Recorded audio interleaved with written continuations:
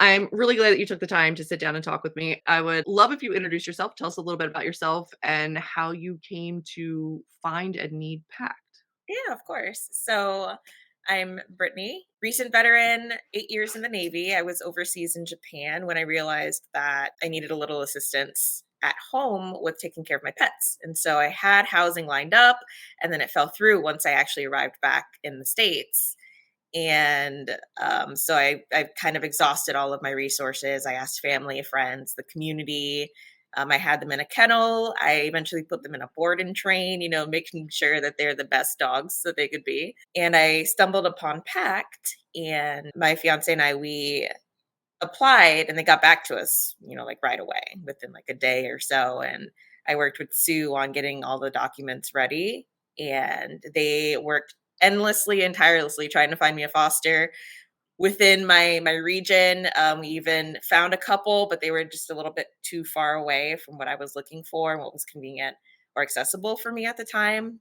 So they did find me fosters, which was great. But fortunately, I did have an extended family member that offered to watch my dogs for me. I have two dogs. They're both pit terrier mixes, about 5 and 6 years old. So I've had them their whole lives. So giving them up was not an option for me. But fortunately, it did work out for me, and it introduced me to the world of PACT. And so now I'm here helping other military members and veterans that were in my shoes or that are currently in my shoes to be able to help them find homes for their pets until they can return. How difficult was it for you to find PACT or find a service like PACT, or were they pretty easy for you to locate when you realized that you needed some help outside of like family and friends? I had been looking for a few weeks initially, Mhm. and I was literally at like my wits end. And all of a sudden, like magically, PACT appeared, and I was like, "How did I never see this before?" And so it kind of like appeared like a miracle. It was really weird. What was the application process like for you in terms of documentation or what you were required to provide for them? Was it all relatively easy? Tell us a little bit about how that worked for you. It was pretty easy. So Yeah. they ask you for military orders, and so we were able to use my fiance's orders, who's still stationed in Japan. And then they ask you for vet documentation, making sure that your pets are up to date, and then pictures. And honestly, like those were the three main things that they needed, and then just a point of contact, and we went from there. That's fantastic. In your opinion, how important is it for military members to have that peace of mind going away that like their pet is cared for, that they know that their pet is going to be there to when they return home? Pets are family, so they're an extension of ourselves. I know with Mhm. me, like I said, I've had my two dogs. I have two dogs and a cat, but I've had them essentially since the beginning of my career.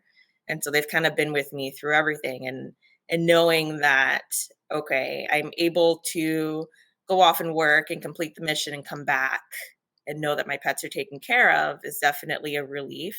Having that contact with the foster is definitely a plus side. One less thing to worry about, one less person, one less family member to worry about while you're away. So it's definitely an ease when you're out there trying to, work and get things done. Absolutely, I can imagine. Did you have any standouts during the conversation, application, beginning processes that stood out to you that really impressed you with PACT? How much they genuinely care. And so one of the biggest things they always ask you, regardless of how difficult you might have placing your pet, like the difficulties, they always ask you what's one thing that will make people fall in love with your pet. And I think that's important because there's the back end where, you're asking about the specifics of how long do you need a foster for, where they're located. But I think going deeper and trying to understand like who your pet is, their personality, and like what made you fall in love with them, it kind of gets you to reflect on like, okay, this is very important to me. I love these pets for X, Y, and Z, and I want other people to fall in love with them. So it makes it easier for me to find a foster. So I loved that aspect of it, that they did ask for those extra details. It helps a lot. I mean, all pets are adorable, and you see those faces and you wanna help them regardless, but when you're like, "They wanna snuggle with you, and they want this," and Yeah, I'm like, "Oh my gosh, I want them love all. the Can I take them cuddlers. all?" Yeah. Yeah. I know that, PAC didn't work out for you, but what drove you to come and work for PAC? Because 'Cause I'm assuming it wasn't just like, "Hey, I'll be able to find my own foster." Like, I'm assuming there was something else that drove you towards PACT. Definitely the mission. It hits personally for me. having to coordinate traveling overseas with pets and then coming back to the States was definitely stressful. We do have applicants that are in that same position that feel as if maybe leaving them in the States might be easier. And Sue and Betsy and I talked about how I could kind of help in that regard as well, with helping people at least understand the transportation process. And it kind of branched out from there. Okay, you can help with that, but I also just have a passion for helping people.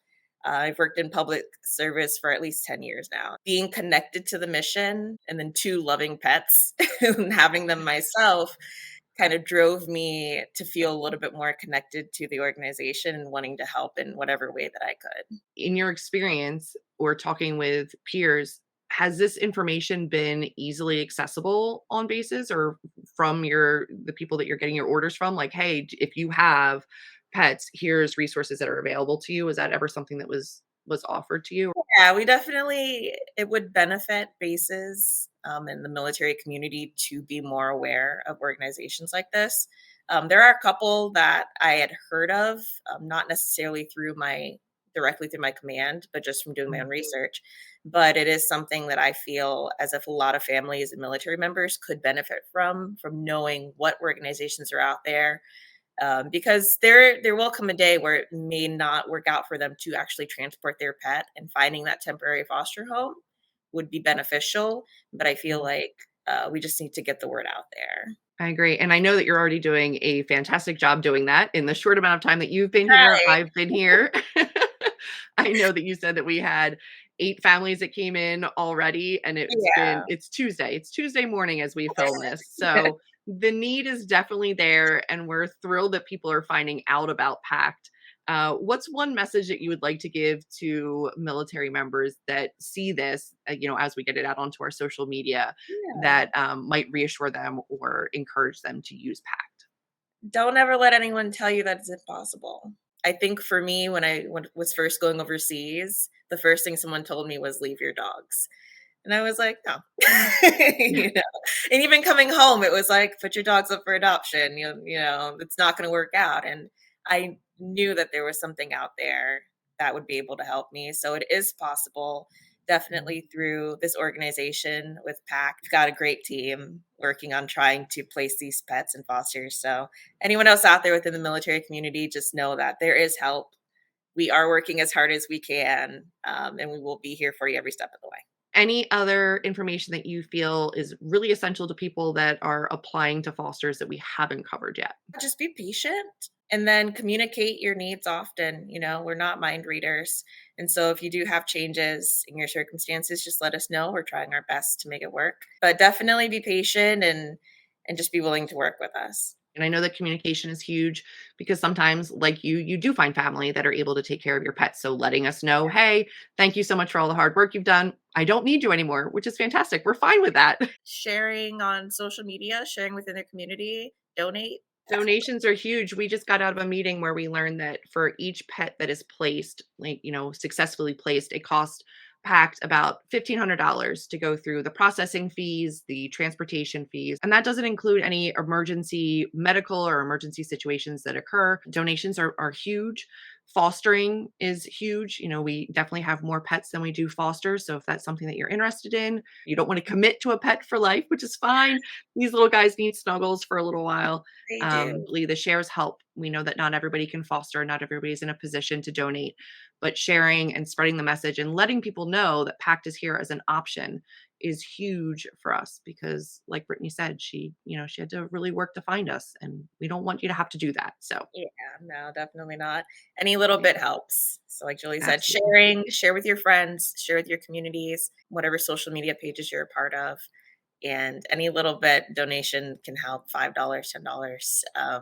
We don't ask for much, but it will definitely make a huge impact within the PACT community and others that need our support. Well, thank you for taking the time to sit down. We will have listed down below all of the necessary links, information. If you have any resources that you feel like would be beneficial for any of our military members, I'll have all that down below in the video.